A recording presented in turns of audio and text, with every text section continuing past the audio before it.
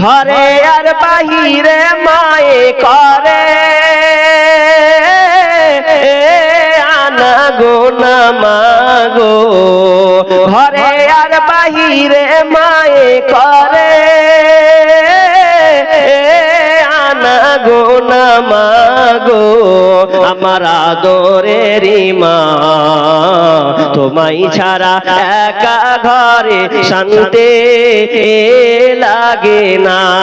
শত কষ্ট দিলেও মায়েরে সন্তানকে ভুলে না, শত কষ্ট দিলেও মায়েরে সন্তানকে ভুলে না।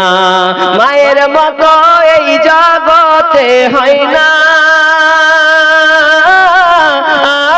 তার তুলনা মাগো, মায়ের মতো এই জগতে হয় না, তার তুলনা মাগো, আমার আদরেরই মা তোমায় ছাড়া একা ঘরে শান্তি লাগে না। আমার আদরেরই মা তোমায় ছাড়া একা ঘরে শান্তি লাগে না। ওরে মায়ে ছাড়া সন্তানের ব্যথা অন্যে তো বুঝে না মাগো, আমার আদরেরই মা তোমায় ছাড়া একা ঘরে শান্তি লাগে না। আল্লাহর পরে মায়ের খিদমত কোরআনে ঘোষণা, আল্লাহর পরে মায়ের খিদমত কোরআনে ঘোষণা। হাদিসে কয় মা বরদন হীরা কাঞ্চা সোনা মাগো, আমার আদরেরই মা তোমায় ছাড়া একা ঘরে শান্তি লাগে না। আমার আদরেরই মা তোমায় ছাড়া একা ঘরে শান্তি লাগে না। ওরে মায়ে ছাড়া সন্তানের ব্যথা অন্যে তো বুঝে না মাগো, আমার আদরেরই মা তোমায় ছাড়া একা ঘরে শান্তি লাগে না। আমার আদরেরই মা তোমায় ছাড়া একা ঘরে শান্তি লাগে না। সন্তান বাড়ি না আসিলে মায়ে তো ঘুমাই না, ওরে সন্তান বাড়ি না আসিলে মায়ে তো ঘুমাই না। আমার আদরেরই মা তোমায় ছাড়া একা ঘরে শান্তি লাগে না। আমার আদরেরই মা তোমায় ছাড়া একা ঘরে শান্তি লাগে না। এমন সময় কায়েস ইবনে শিরমা রাদিয়াল্লাহু তাআলা আনহু যখন মাঠে তিনি কাজ করছেন, তো মাঠে কাজ করতে করতে যখন সন্ধ্যা ঘনিয়ে এসেছে, সন্ধ্যা যখন হয়ে গেছে, এমন সময় বিবি ঘরে আসলো। ঘরে এসে বিবিকে বলছে, বিবি রে ইফতার করব, খাবার দাও, রোজাটাকে ভাঙবো, খাবার দাও। তখন তিনি দেখছেন না বাড়িতে কোনো খাবার নাই। বিবিকে বলছেন, বিবি কোনো খাবার আছে নাকি? বিবি বলছে, স্বামী আমার বাড়িতে কোনো খাবার নাই যে তুমি রোজাটাকে ভাঙবে।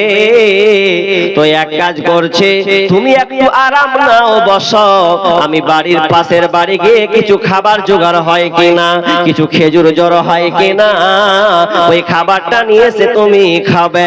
স্বামী বলছে, ঠিক আছে, যা দেখ পাশের বাড়ি কাউরে খাবার পাস কিনা। তখন তিনি আরাম বসতে লাগলেন।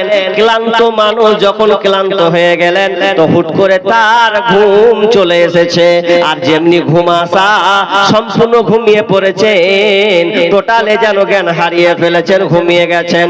কিছুক্ষণ পর তার স্ত্রী যখন বাড়ি ঢুকে দেখছে, আহারে আফসোস আফসোস রে আমার স্বামী রে, তুমি ঘুমিয়ে গেলে, তুমি নিন চলে গেলে, তাহলে তো আর তুমি কোনো খাবার খেতে পাবে না, আর তোমার খাবার খাওয়া যাবে না, তোমার কোনো আর সম্পর্ক থাকবে না, তুমি সম্পূর্ণ ঘুমিয়ে গেছো, এই জন্য তুমি আর রোজা ভাঙতে পাবে না, এই রকম করে তোমাকে কাটাতে হবে।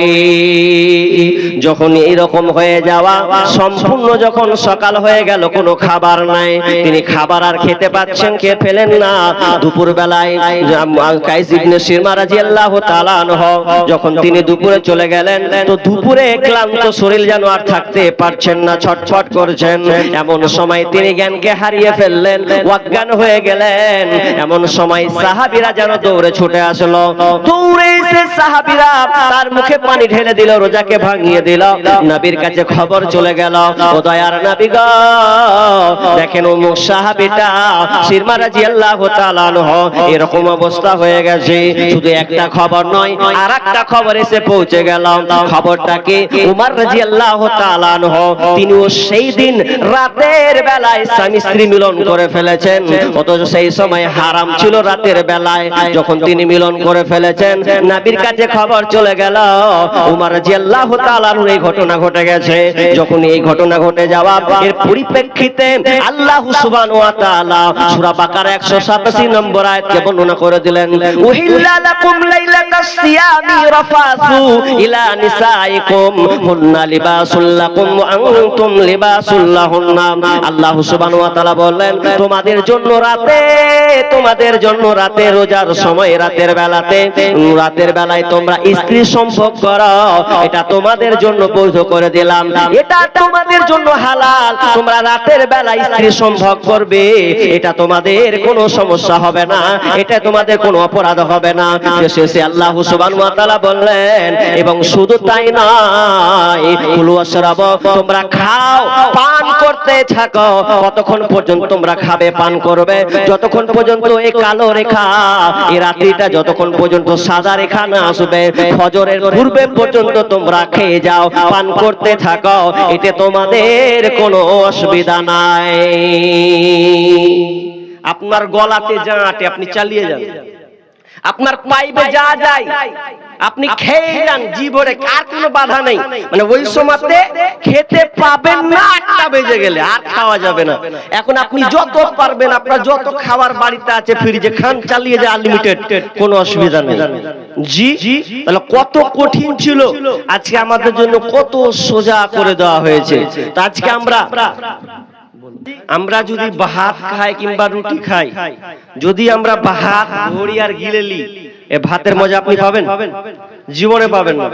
ভাতকে যখন চিবাবেন, চিবিয়ে খাবেন, ভালো করে মুখে লাগাবেন, চিবিয়ে খাবেন, তখন আপনি প্রকৃত ভাতের স্বাদ পাবেন। আলোচনাটা হচ্ছে ওই রকম, আপনাকে টানা কিছুক্ষণ শুনতে হবে, শুনতে শুনতে শুনতে যখন আপনি গভীরে যাবেন, তখন আপনাকে ভালো লাগবে।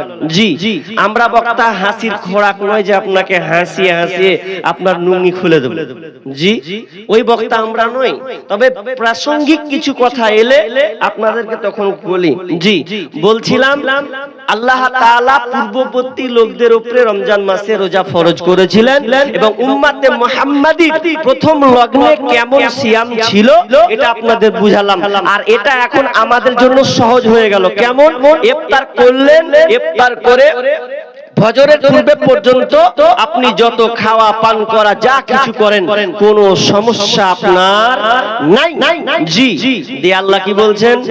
লাআল্লাকুম তাত্তাকুন, আল্লাহ বলছেন আমি মুত্তাকি বানাবো রে, এই জন্য আমি এ রোজার নামের পেটেন রোজা তোমাকে দিলাম। ওরে ইমানদারেরা, তোমরা মুত্তাকি বানবে, আল্লাহ ভীরু বানবে। আল্লাহ ভীরু কাকে বলা হয়? মুত্তাকি তাকওয়াবান কাকে বলা হয়? উমর রাদিয়াল্লাহু তাআলা আনহু উবাই ইবনে কাব রাদিয়াল্লাহু তাআলা আনহুকে বলছেন, উমর রাদিয়াল্লাহু তাআলা আনহু উবাইকে বলছেন, উবাই তুমি বলতে পারবে আল্লাহ ভয় ভীতি কি? আল্লাহ ভীরু কাকে বলা হয়? বেড়া দেওয়া আছে আর মধ্যখানে একটা এল দেওয়া আছে, মিহি একটা সংকীর্ণ রাস্তা, দুই দিকে জমির মালিক বেড়া দিয়েছে, কাঁটা দিয়ে ঘিরে রেখেছে, আর তুমি ওই রকম রাস্তা দিয়ে কি জীবনে কোনোদিন চলে গেছো? উমর রাদিয়াল্লাহু তাআলা বলছেন, ভাই রে, হ্যাঁ আমি এই রকম সংকীর্ণ একটা রাস্তায় চলেছিলাম। ওই রাস্তায় চলতে গিয়ে আমাকে সতর্ক থাকতে হয়েছে, ডান দিকে যাব না, বাম দিকে যাব না, যদি ডানে বামে নড়ে যায় তাহলে আমাকে আঁচড় লাগবে। এই জন্য আমি ওই রাস্তাটা যখন পার হয়েছে নিজেকে কাপড়কে গুটিয়ে নিয়েছি, সংযত হয়ে আমি রাস্তাটাই পার করেছি। সাহাবী বলছেন, উমর তাহলে তাকওয়া হচ্ছে ওই রকমই, যখন তুমি দুনিয়ায় চলবে, চলতে গিয়ে সামনে তুমি যখন চলবে, ডান দিকে বাম দিকে হারাম পন্থা থাকবে, ডান দিকে মদ থাকবে, বাম দিকে লুডো থাকবে, তাস থাকবে, সুদ থাকবে, ঘুষ থাকবে, বিভিন্ন রকম তোমার সামনে আসবে ডানে বামে, কিন্তু তুমি এগুলোকে এড়িয়ে দিয়ে সামনে চলবে। এরই নাম হলো আল্লাহ ভীরু, এরই নাম হলো তাকওয়াবান। অতএব তুমি সংযত ভাবে চলবে। আল্লাহ রাব্বুল আলামিন বলছেন, বান্দা ওরে আমার মুত্তাকি তোমরা শোনো, ওরে ঈমানদারেরা শোনো, আমি তোমাদেরকে পরিপূর্ণ মুত্তাকি বানাবো। এই জন্য আমি আল্লাহ রমজান মাসে রোজাকে দিয়েছি। পরিপূর্ণ মুত্তাকি কেমন হয় জি? একটা উদাহরণ দিই আপনাকে, দুইটা দেখি। আপনি চাষি মানুষ, মাঠে চাষ করতে গেছেন, গরমের সময় সহ্য করতে পারলেন না, দুপুরে বেলায় সহ্য হয় না, বাড়ি চলেছেন, যা রোজা ছেড়ে দেবো মনে হচ্ছে। বিবিকে বলছেন, বিবি রে লিয়া দুদল পানি লিয়াই, হার মাথায় ঢাল, হার পানি না যান, ঢাল মাথায় ঢাল। এখন মাথায় পানি ঢালছে, বিবি আপনার মাথায় পানি ঢালছে, মাথায় পানি ঢালছে, পানি গড়গড় করে যেন মাথা থেকে শরীরে পড়ছে, নাক দিয়ে কপাল থেকে, নাক থেকে মুখের সামনে দিয়ে খাওয়া পানিটা নিচে গড়ছে। অথচ আপনি বলেন তো, আপনি ওলে গোসল করেছেন, আমরাও গোসল করেছি, যখন মাথায় পানি ঢালা হয় তখন মুখের সামনে দিয়ে পানি আসে। আচ্ছা বলুন, যদি আপনি মনে করেন যে ওই মাথার উপর দিয়ে যখন পানিটা আসবে, মুখের সামনে আসবে, তখন যদি আপনি একটু মুখে নিয়ে এরকম করে দেন, আচ্ছা যদি গিলে দেন, আচ্ছা কেউ দেখতে পাবে, বুঝতে পারবে? একে খালা মাইক তো কি দিয়ে দেবো? বাপরে বাপ, খুব বিশাল ব্যাপার। জালসাতে যদি এগুলো করবে তো বাড়িতে যে কি করবি তোর আল্লাহ জানে। হ্যাঁ, মন দিয়ে তো শুন আলোচনা, এত জোরে চিল্লেছে, কথাটা পর্যন্ত পর্দা। তো এরা দেখেন, আমারও বক্তব্য চলছে, ওরও বক্তব্য চলছে, তুমি পুরুষ হয়ে চালা, হারা বেড়ি ছেলেটি চালাচ্ছে। হ্যাঁ জি, আজীব লীলা। এ বুঝাবে কে? মা বোনদের বলছি, আপনারা চুপ থাকুন, আপনাদের কথা আসছে, একটু পরে আসবে, আপনারা গুরুত্ব সহকারে শুনেন, কথা বললি না আল্লাহর রাস্তে। যদি না ভালো লাগে বাড়ি চলে যান, কিন্তু অপরজনকে কষ্ট দিয়েন না। যজন থাকবে একজনকে হেদায়েত পাবে। জি, কি বলছিলাম, যে আপনি মাথার উপরে পানি ঢালছেন, তো পানি ঢালতে যে মুখ দিয়ে পড়ছে, যদি আপনি যদি মনে করেন যে খানিকটা পানি মুখ দিয়ে পড়লো, গিলে নিল, আচ্ছা কে দেখতে পাবে? কেউ দেখতে পাবে কি? বুঝতে তো পারবে না। আপনি খেয়ে নিলে কে দেখবে যে কে দেখলে? আচ্ছা ওটা গেল, আপনি ওটা গোসল করলেন, আবার গোসল করে আপনি ঘর ঢুকে গেলেন, ঘর ঢুকে আপনি দরজা লাগিয়ে দিলেন, আপনার ঘরের ভিতরে ফ্রিজ আছে, খাবার আছে, বিভিন্ন আইটেম খাবার আছে, পায়েস আছে, আপনার কিনা মাংস আছে, জুস আছে, ভালো ভালো মিষ্টান্ন ভান্ডার খাবার আছে, এখন ঘরে বিবি নাই, মেয়ে নাই, ছেলে নাই, ভাই নাই, মা নাই, আব্বা নাই। এখন আপনি দরজাকে লাগিয়ে দেন, যদি মনে করেন আমি ওটা মিষ্টিটাকে যদি একবার মুখে ভরে গট করে গিলে নিলে 1 সেকেন্ডও টের পাবে না কেউ, মুখে ভরলে আর মুখ দিয়ে চলে যাবে। এরপরে দেখবেন মানুষ খায় না, খায় কি? খায় না। যতই খিদে লাগুক এরপরেও দেখা যায় সে খেতে চায় না। কেন রে? পৃথিবী তো কেউ দেখতে পায় না, এরপরও কেন আমি আপনি খাচ্ছি না? কারণ আমি আল্লাহকে ভয় করি আর আল্লাহর জন্য এটা রোজাটা রেখেছি, পৃথিবীর কারো জন্য নয়। কারণ মানুষ নামাজ পড়ে লোক দেখানি নামাজ হয়ে যায়। বিহাই এসে বিয়াহের সঙ্গে নামাজ পড়িলে মানে কত আল্লাহ ওয়ালা, অথচ নামাজ পড়ে না, খালি দেখিয়ে দিলে আমি নামাজ পড়ি। শুধু তাই নাই, লোক দেখানো দান হয়। তুই করলি রে, অমুকের বেটি দান করলে, অমুকের বেটা দান করলে, তা আমি কেন পারবো না? তোর থেকে কম আছি নাকি? দিয়ে দিলে। লোক দেখানি দান হয়, লোক দেখানি হজ হয়, লোক দেখানি ভালো ভালো ইবাদত হয়, কিন্তু রোজা কোনোদিন লোক দেখানো হয় না। এটা বরং আল্লাহকে খুশি করার জন্য মানুষ রোজাটা রাখে। যদি লোক দেখানো রোজা হতো তাহলে ও লোক করে কোনো সময় খেয়ে নিত। রোজা হোক আর না হোক দেখে লাভ নাই, লোক তো জানবে আমি রোজা আছি। কিন্তু মানুষ এটা করে না। কেন করে না? কারণ সেই রোজাটা কোনো ব্যক্তিকে খুশি করার জন্য রাখে না, বরং আল্লাহকে খুশি করার জন্য এই রমজান মাসে রোজা রাখে। ভুলবো না, ভোলা যায় নাকি মাহে রমজানের স্মৃতি? এই মাসেতে কত ফজিলত জানো কি মুসলিম জাতি? ভুলবো না, ভোলা যায় নাকি মাহে রমজানের স্মৃতি? আল্লাহর সেই পবিত্র কালাম মহাগ্রন্থ আল কোরআন, কি মহিমা এই মাসে হয়েছে তার আগমন, যার কারণে এত সম্মান দিয়েছেন প্রভু রহমান। রহমত বরকতেরি মাস, জ্বালাও আমলের বাতি। ভুলবো না, ভোলা যায় নাকি মাহে রমজানের স্মৃতি? ভুলবো না, ভোলা যায় নাকি মাহে রমজানের স্মৃতি?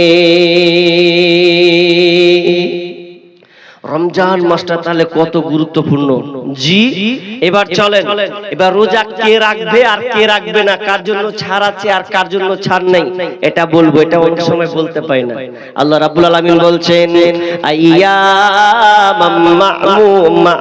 আইয়ামাম মা'দুদাত, নির্দিষ্ট কয়েকটা দিন অর্থাৎ 1 মাসের রোজা তোমাদের জন্য দিয়েছে, নির্দিষ্ট কয়েকটা দিন। ফামান কানা মিনকুম মারিদান আও আলা সাফারিন, এই তোমরা শোনো, অতএব তোমরা শোনো, তোমাদের মধ্যে যারা অসুস্থ হবে কিংবা সফরে থাকবে, তুমি অসুস্থ হয়ে গেছো রমজান মাসে, এজন্য তুমি রোজা রাখতে পারছো না, ভালো করে কান লাগান আয়াতটার দিকে। আল্লাহ সুবহানাহু ওয়া তাআলা বলছেন ফামান কানা মিনকুম মারিদান আও আলা সাফারিন, তোমাদের মধ্যে যারা অসুস্থ হবে কিংবা সফরের হালাতে থাকবে, আপনি এখান থেকে গেলে বোতল বাড়ি থেকে নিয়ে আপনি যাবেন কোথা? বহরমপুর। কোথা যাবেন? মালদা যাবেন সফর আপনার। আপনি সফরে যদি আপনি রোজা না রাখেন আপনার কোনো সমস্যা নাই, আপনাকে আল্লাহ ছাড় করে দিয়েছেন। তবে শুনেলেন, এটা ছাড় মানে এমনটা নয় যে আপনি পরে করবেন না।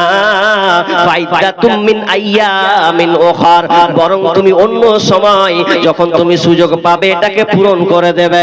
তুমি আজকে অসুস্থ আছো, অসুস্থ যখন তোমার ভালো হয়ে যাবে, যখন তুমি আরোগ্য শিফা লাভ করবে, তখন তুমি রোজাটাকে রেখে দেবে। কারণ রোজা তোমার জন্য মাপ নাই, ছাড় নাই, ছাড় নাই। তুমি পরে আদায় করবে। সফরে আছো পরে আদায় করো, অসুস্থ আছো সফরে আদায় করো।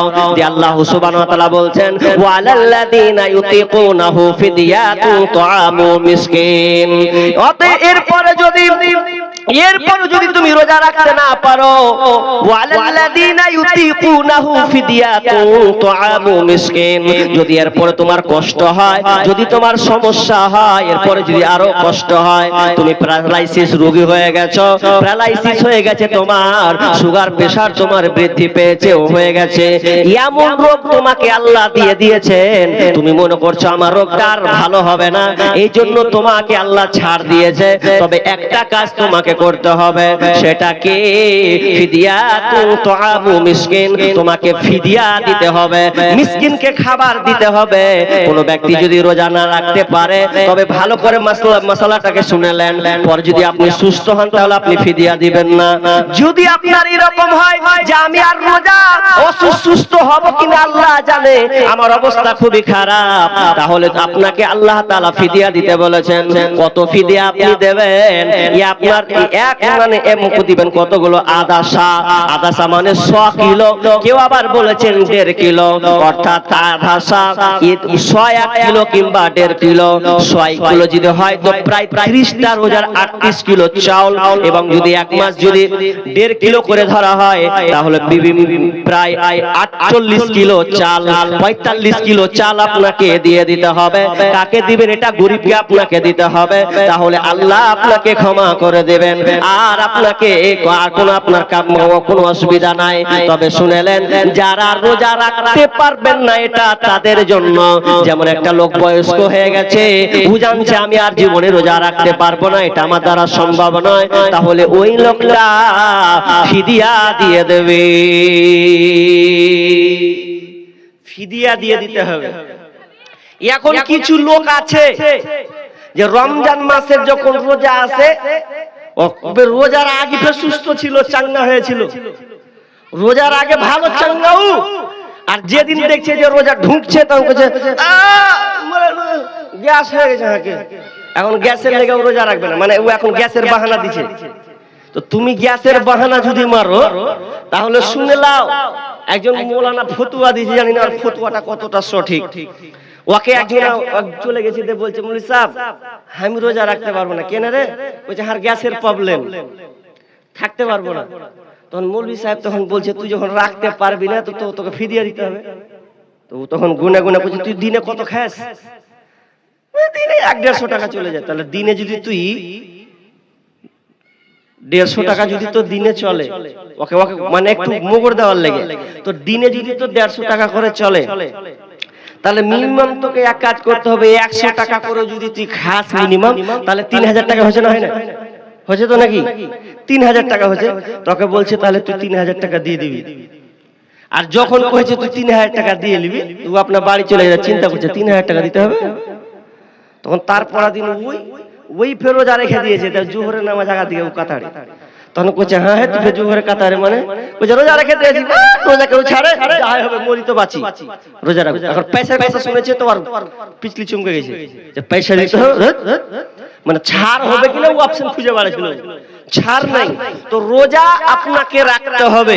তবে যে মেয়েরা প্রেগনেন্ট বা দুগ্ধবর্তী অর্থাৎ বাচ্চাকে দুধ পান করায়, তারা রোজা রাখবে কি রাখবে না? তারাও রোজা রাখবে যদি ওই মেয়েটা যদি মনে করে যে না আমি পারবো। যদিও ওদের জন্য ছাড় দেওয়া আছে যে একটা মেয়ে বাচ্চাকে দুধ পান করাচ্ছে, তাহলে এটা সে যদি রোজা রাখে তো বাচ্চার ক্ষতিকর হবে। কাঁচা ছেলে যদি হয়, অল্প বয়সের ছেলে যদি হয়, মানে সন্তান হয়, হয়তো 1 বছর হয়নি, 5 মাস 6 মাস বিকল্প খাবার নেই, তাহলে ও যদি মনে করে যে না আমি রোজা রাখবো না, তাহলে ওই মা ওই বোনকে যখন সুবিধা হবে তখন রোজা রেখে দিতে হবে।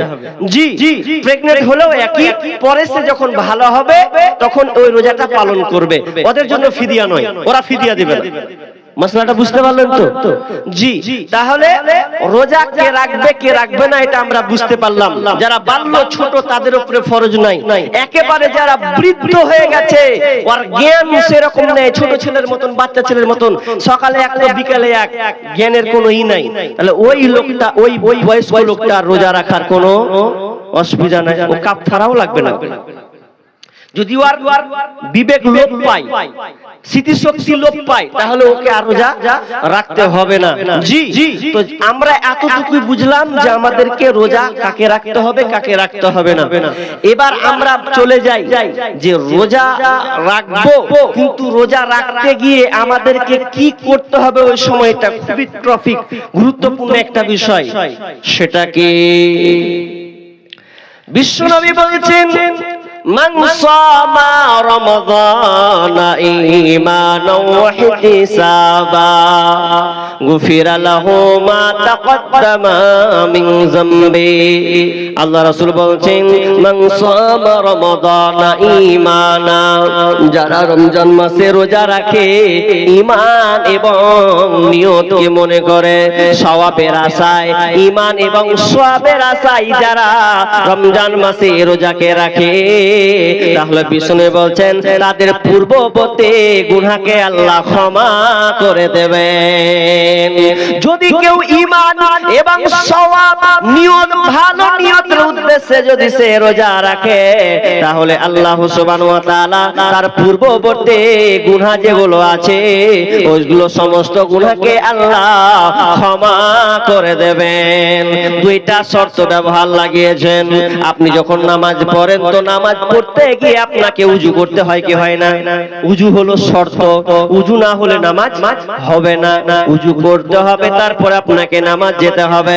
ঠিক তেমনি ভাবে যদি আপনি রোজা রাখতে চান, তাহলে রোজা রাখার আগে দুইটা জিনিসকে আগে শর্ত পূরণ করতে হবে।